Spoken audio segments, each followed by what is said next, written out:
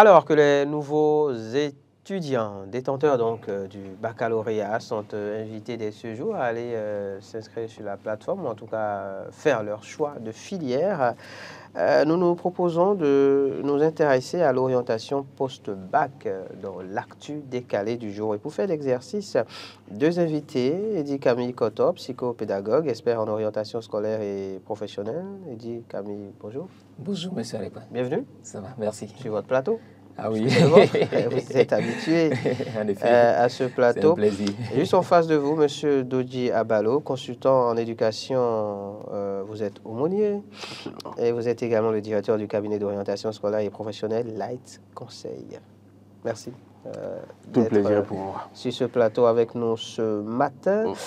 Alors, pour faire simple, quand on parle d'orientation post-bac, à quoi est-ce que cela renvoie concrètement? Eddy Camille Koto. Merci. Je vais dire d'abord que l'orientation, c'est orienter, c'est indiquer la direction, la voie à suivre. Et l'orientation scolaire, c'est ce processus-là qui permet de donner la direction à suivre à un jeune apprenant, compte tenu du niveau auquel il se retrouve dans le système, que ce soit en fin de cycle ou en début de cycle. Mais c'est ce processus-là qui permet de lui proposer une carrière future qu'il pourra embrasser au regard de ses aptitudes, au regard de ses compétences, au regard de ses passions et au regard surtout de l'environnement dans lequel il évolue. Et pour les nouveaux bacheliers, l'orientation post-bac que nous faisons au Bénin n'est pas vraiment de l'orientation. Bon, je vais dire ce qui se fait jusque-là. C'est des séances d'information qui sont organisées par les autorités pour informer les nouveaux bacheliers de la disponibilité des filières ou des formations dans les différentes universités du pays, public comme privé, et ce qui leur permet aussi d'opérer des choix de filières par rapport à leurs aspirations personnelles, par rapport peut-être à leurs prédispositions, par rapport à leurs compétences, leurs performances réalisées au baccalauréat. Donc l'orientation, c'est ce processus-là qui permet de déterminer la profession ou le métier le mieux adapté à un individu au regard de ses goûts, de ses compétences, de ses passions et de ses aptitudes. Et il faut avouer que chez nous, comme je le disais, quand vous avez atteint le niveau de la classe de 3e et que vous passez le BPC, arrivé en seconde, il y a un semblant d'orientation qui se fait. On oriente les très bons en littérature vers les séries AB. Et les bons en sciences, on les oriente vers les séries CD. Ça, ce n'est pas de l'orientation parce que l'orientation, ça commence très tôt. Plus tôt, et ça court, c'est un processus qui peut courir toute la vie de l'individu. Parce qu'il y a ce qu'on appelle réajustement après. Quelqu'un qui a, par exemple, voulu faire ou devenir médecin quand il était très jeune, à l'âge de 5-10 ans, il a voulu être médecin. Et puis, après le BPC, il se rend compte que, ah non, mais tiens, aujourd'hui, je préfère plutôt devenir journaliste comme M. Arepa, ou je préfère devenir juriste ou architecte. Les choix peuvent changer au regard de l'évolution du temps, au regard de la modernité, au regard des changements qui interviennent aussi bien dans l'individu que dans l'environnement dans lequel il se trouve. Mais ces choix peuvent être confirmés, en principe, après le bac. Malheureusement, chez nous, c'est quand on a tout fini, quand le jeune a tout fini et qu'il a essuyé toutes les difficultés qu'on veut orienter. Aucune orientation ne se fait en fin. C'est vrai que l'orientation peut se faire en fin de cycle, mais c'est qu'on a commencé en amont et puis on vient parachever ce qui a commencé plus tôt. Et donc nous souhaitons que dans notre système éducatif à l'avenir, que ce soit un processus qui démarre plus tôt. À défaut de le commencer ou de l'entamer après le primaire, que tout au moins à partir de la seconde, un processus puisse démarrer pour permettre aux apprenants de faire des choix conséquents qui pourraient les aider une fois le bac obtenu. Parce que là, vous savez, depuis que les résultats du bac ont été donnés, il y a beaucoup de candidats qui nous appellent et qui demandent « Monsieur Eddy, je ne sais pas ce que je vais faire, je viens d'avoir le bac, j'ai telle mention, mais je ne sais pas ce que je vais faire. » Et quand vous prenez 9 bacheliers sur 10, ils vous diront qu'ils ne savent que faire. Il y en a peut-être qui ont une idée, je ne sais pas, mince, vague, d'une certaine profession, d'un certain métier, mais ils n'ont aucune assurance que c'est le meilleur choix pour eux. Donc le problème se pose avec acuité. Vous en parlez à côté de certaines personnes qui vous diront qu'au Bénin, nous n'avons pas un problème d'orientation, mais c'est du leurre parce que, vous savez, nous, on est dans la réalité, on est dans le feu de l'action et on sait que les jeunes, aujourd'hui, ils ont ce problème. Nous avons créé, par exemple, une plateforme sur laquelle nous aidons un peu les bacheliers, les nouveaux bacheliers à s'informer. Et nous avons fait intervenir déjà des responsables des universités publiques comme privées qui leur ont donné des informations par rapport au choix de filières, par exemple, aux filières disponibles dans leurs entités. Et vous vous rendez compte, au regard des questions que posent ces bacheliers, que le problème se pose avec acuité. Ils savent à quel sein se vouer. Et donc, c'est à l'État de prendre la responsabilité de changer la donne par rapport à l'orientation scolaire et professionnelle, parce que l'orientation scolaire débouche bien évidemment sur l'orientation professionnelle. Et c'est aussi curieux de savoir que le Bénin forme des spécialistes dans ce domaine depuis 2001, donc 23 ans, mais des spécialistes qui ne sont pas mis à contribution pour relever un tant soit peu le niveau du système éducatif béninois. Parce que quand on parle aussi, par ailleurs, de taux de chômage élevé, ça part de là. Quand on n'a pas su orienter les gens, ils ont fait 2 ans à l'université, ils se rendent compte que ce n'est pas le chemin qu'ils auraient dû emprunter parce qu'à la base, le travail n'a pas été fait. Et monsieur Abalo, il a un cabinet qui a de l'expertise dans ce domaine. En la matière? Voilà, en la matière, comment réorienter les gens, comment leur proposer de nouvelles offres au regard de leurs aspirations. Donc voilà un peu. D'accord. Oui, justement, monsieur Dodji Abalo, est-ce que vous diriez, comme Mehdi Kamikoto, que nous avons un véritable problème d'orientation? Oui, je le dirais. Je le dirais. Et il faut pouvoir regarder la réalité en face avant de proposer des solutions. C'est vrai que dans certaines strates de notre pays, certains continuent de nier la vérité pour des intérêts particuliers. Je ne vais pas m'étendre là-dessus, mais force est de constater quand même que ça a de notoriété publique aujourd'hui. Seulement, heureusement qu'il y a des solutions. Aujourd'hui, il y a des solutions. Quand vous êtes en face d'un jeune qui ne sait quelle filière choisir, n'a pas de métier particulier, ne se découvre pas de passion ou d'appétence professionnelle particulière et qui dit papa veut que je fasse ceci ou maman veut que je fasse ceci, je ne sais quoi changer entre les deux, tenir teta, gérer, et que peut-être 6 mois après, je viens me voir, je vous parle d'expérience en disant franchement je ne veux pas bien, je n'ai plus envie de continuer mais je ne sais pas comment dire. Vous voyez que c'est un vrai problème. Et donc, on n'en a pas parlé en amont. On n'a pas réellement pu avoir une discussion saine avec les parents. Le jeune n'a pas pu avoir des informations précises sur sa personnalité, son profil de personnalité, sur les métiers, les débouchés, sur l'évolution du métier, sur la possibilité que son rêve ou la passion qu'il a puisse se faire sur le territoire ou sur un autre territoire. Il n'a eu aucune de ces informations, mais bien pire, les informations qu'il a eues sont les informations de la difficulté d'apprentissage de telle ou telle matière dans la filière qu'il aurait choisie. Et donc, il se projette en faisant une espèce de répétition de primaire, collège, il fait cette même projection à l'université. Or, voici un monde totalement différent.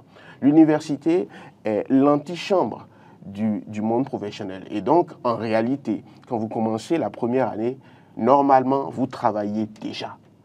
Normalement, vous travaillez déjà. Et c'est d'ailleurs ce pourquoi nous avons tellement de sollicitations à l'aide conseil pour commencer à accompagner les jeunes. Il y a une question que je pose souvent aux parents et aux étudiants. Les 5 années qui progressivement deviennent 4, parfois 3 années d'expérience professionnelle que l'on demande aux jeunes, elles commencent après l'obtention de votre dernier diplôme ou avant? Vous voyez un peu? Donc, vous obtenez votre diplôme, votre licence ou votre master, et subitement, vous découvrez devoir aller acquérir de l'expérience, du temps perdu. Or, vous auriez pu commencer plus tôt, avoir certains réflexes professionnels, avoir du relationnel, parce que, disons-le, reconnaissons-le, tous ceux qui travaillent ne sont pas forcément les plus compétents.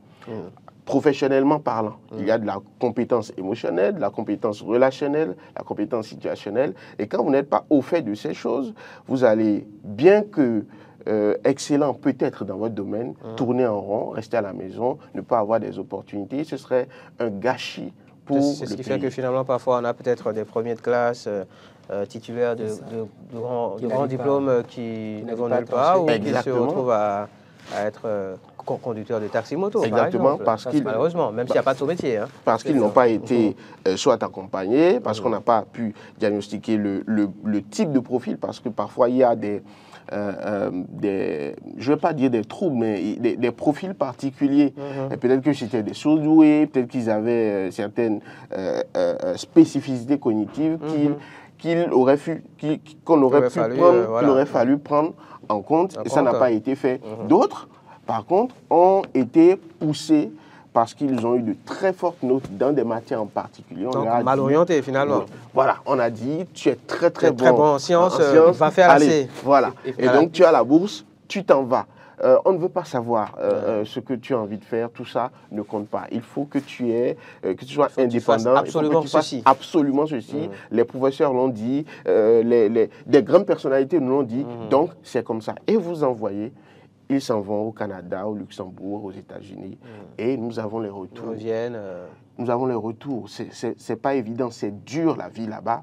Et en plus, quand vous vivez une vie qui est celle des autres, ce sera encore plus dur quand ceux pour qui vous avez pris cette décision ne seront plus là, et que vous devrez faire face à cette vie que vous avez assumée et pas choisie, et que vous devrez la continuer. Et là, vous voyez des gens qui switch totalement, des gens qui ont fait de grandes carrières à la banque et qui ouvrent des galeries, voilà, qui font de la cuisine, qui finalement se découvrent vivants et qui apportent des choses nouvelles. Avec quelque chose de totalement opposé.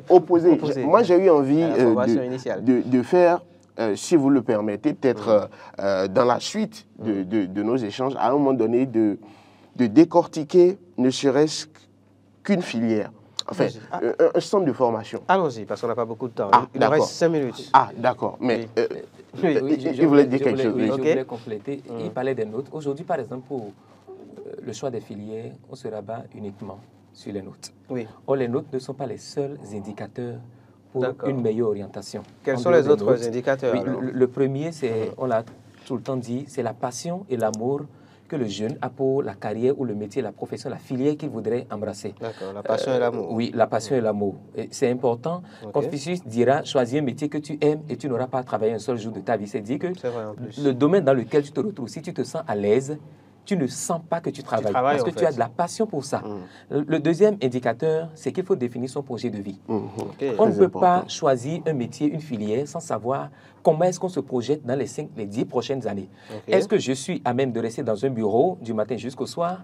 Est-ce que de la manière dont je fonctionne, je suis plutôt un homme de terrain? Est-ce que j'aime communiquer, j'aime voyager, j'aime soigner les autres, j'aime le design, ou bien j'ai plutôt de l'amour, de la passion pour tout ce qui est matériel informatique? Tout ça, c'est des questions. J'aime beaucoup parler. Bon, est-ce que j'aime communiquer? Je dirais plutôt, est-ce que j'aime communiquer comme un journaliste?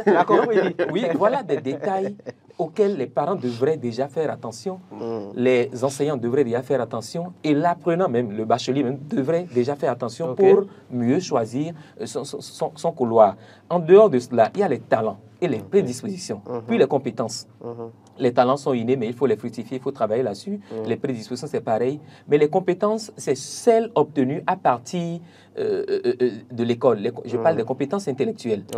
Par exemple, quelqu'un qui a bien performé en sciences, on pourrait l'orienter dans cette dimension-là. Quelqu'un qui a excellé dans une autre matière, on peut l'orienter. Donc, ça aussi, ça compte. Et c'est pour ça que sur la plateforme aujourd'hui, on tient compte de, comment on dit, pour le calcul des notes de classement, on tient compte des matières fondamentales de chaque filière et on leur demande de calculer en multipliant par le coefficient, en divisant par le total des coefficients. Et tu vois si à peu près, au regard de la moyenne que tu as obtenue, on peut te classer à l'ENAM, par exemple, à l'ENEAM et tout. Mais ça seul ne suffira pas. Et puis, les gens qui n'ont pas eu de mention très bien ou bien, à partir de la mention assez bien, c'est que vous n'avez pas beaucoup de chances d'être retenu. Et ça constitue la préoccupation des parents. Ceux qui ont eu la mention passable d'office, ils savent que rien n'est réservé. C'est vrai qu'il est arrivé que des gens aient eu la mention passable et aient bénéficié d'une bourse ou d'une aide universitaire, d'un secours, mais ce n'est pas évident. Un autre indicateur, c'est les besoins du marché de l'emploi. On ne choisit pas sa filière sans tenir compte. Et il a dit, de ce que je ferai demain. Est-ce que, en allant vers tel domaine ou tel autre, je suis rassuré que j'aurai à faire demain? Parce qu'on n'obtient pas le diplôme pour aller le déposer à la maison. Il faut le mettre au service de la communauté, donc les besoins du marché de l'emploi. Et aujourd'hui, le gouvernement béninois quand même met à disposition des jeunes beaucoup d'informations dans ce sens. Il y a le guide d'orientation qui donne les débouchés par rapport aux filières, mais il y a les métiers d'avenir, c'est un document publié par le ministère des Enseignements secondaires techniques et de la formation professionnelle. Il y a aussi les informations proposées par l'ANPE, l'Agence nationale pour l'emploi, et le Pôle emploi, pardon, le PSIE. Donc, autant d'informations que les bacheliers peuvent aller découvrir. Et quand je parle de ces informations-là, c'est disponible sur Internet pour voir quels sont les métiers d'avenir. Un autre facteur, les ressources financières. On ne peut pas entamer des études universitaires sans les ressources. Et pour finir, les filières disponibles. Et là, il faut forcément se rabattre sur ce que propose le ministère de l'Enseignement supérieur. Il y a des universités aujourd'hui qui ont ouvert leurs portes, mais qui ne sont pas homologuées. Donc, il ne faut pas commettre l'erreur d'aller s'inscrire dans une université qui délivre des diplômes qui ne seront pas reconnus. Le dernier élément, les parents. Les gens demandent souvent, est-ce que les parents doivent imposer leur choix aux enfants? Je dis que la réponse, elle est non. Mais ça ne justifie pas qu'on n'informe pas ou qu'on ne discute pas avec les parents. Les parents sont au cœur du processus aussi parce qu'ils vous connaissent mieux que tout autre. Les parents ont peut-être parfois envie de perpétuer la profession et donc, monsieur Arepa a été journaliste, il voudrait que son garçon soit journaliste comme lui parce que les parents, ils aiment bien ça. Et puis, ils ont peut-être des informations que les enfants ne maîtrisent pas. Donc, au regard du monde de l'emploi, ils se disent, il vaut mieux que je l'oriente comme ça. Mais je pense que c'est une communication, un dialogue parent-enfant.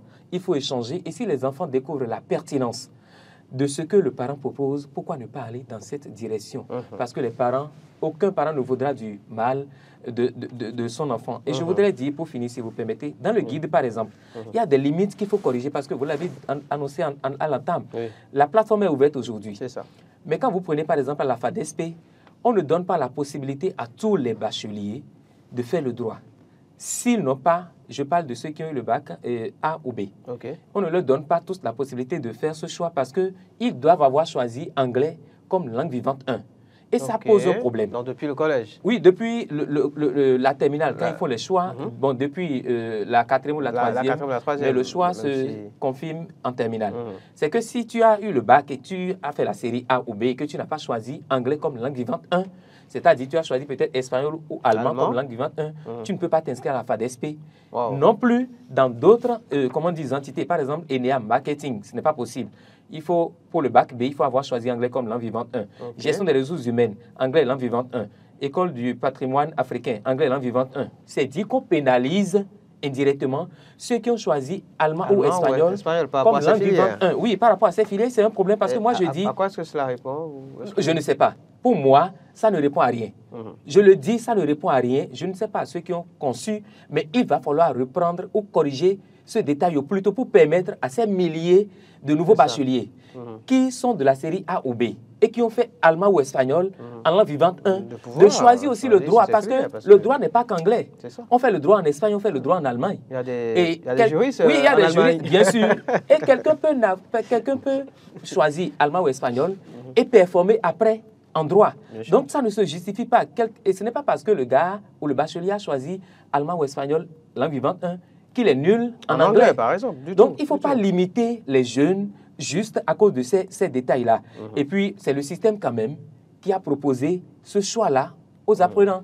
C'est dans l'école béninoise qu'on enseigne anglais, allemand, espagnol. Et pourquoi imposer forcément que les gens aient choisi anglais LV1. Et là, je le dis parce que j'en ai rencontré déjà des centaines qui m'ont contacté, qui ont dit on a des difficultés, comment on fait? J'ai dit, bon, si les autorités nous entendent, et je souhaite vivement que le ministère de l'Enseignement supérieur et de la Recherche scientifique corrige, s'il vous plaît. C'est important de corriger pour ne pas faire encore des victimes. Parce qu'il y a une fille, par exemple, avec qui j'ai échangé, qui vient d'avoir le bac avec les parents. Et les parents ont dit, depuis sa tendre enfance, elle voulait devenir juriste. Elle a lutté pour ça. Elle a actuellement la mention bien. Mais là, il se fait que, quand elle fait le point, elle avait choisi espagnol comme langue vivante 1. D'accord. Du coup, elle est écartée. De côté. Et donc, elle sera obligée de choisir une filière par défaut. Quelque chose qu'elle n'a jamais voulu faire. Donc, est-ce que cette information, elle est portée justement à l'attention des élèves et des parents d'élèves avant que le choix ne soit malheureusement, opéré? Non.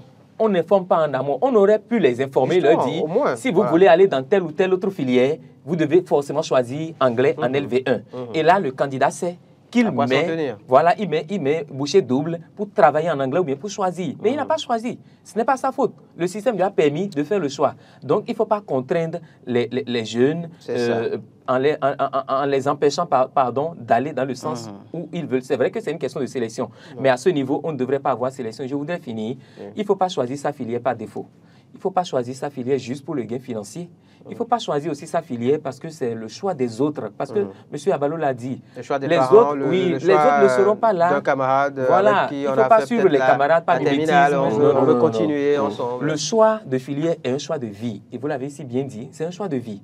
Donc, ça mérite toute l'allégresse, toute la solennité qu'il faut pour que cela soit porteur demain. Demain, vous serez seul face à votre destin. Et si les bacheliers, ils veulent, ils peuvent vous contacter. On pourra les accompagner. Dans ce sens. On pourra les accompagner dans ce sens. D'accord. Oui, M. Doji Abalo, pour finir, malheureusement. Bon, c'est le challenge de ce type de format, de parler de sujets complexes en très peu de temps.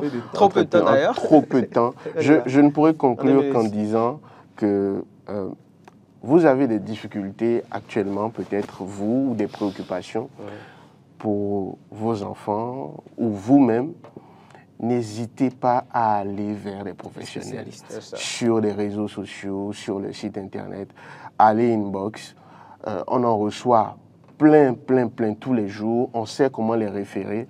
L'important, c'est d'avoir la bonne information le plus tôt possible pour ne pas faire les mêmes erreurs que nous avons eu à faire par le passé. C'est notre rôle en tant que professionnel aujourd'hui, mais bien plus encore en tant qu'aîné. Et donc, ne vous en faites pas.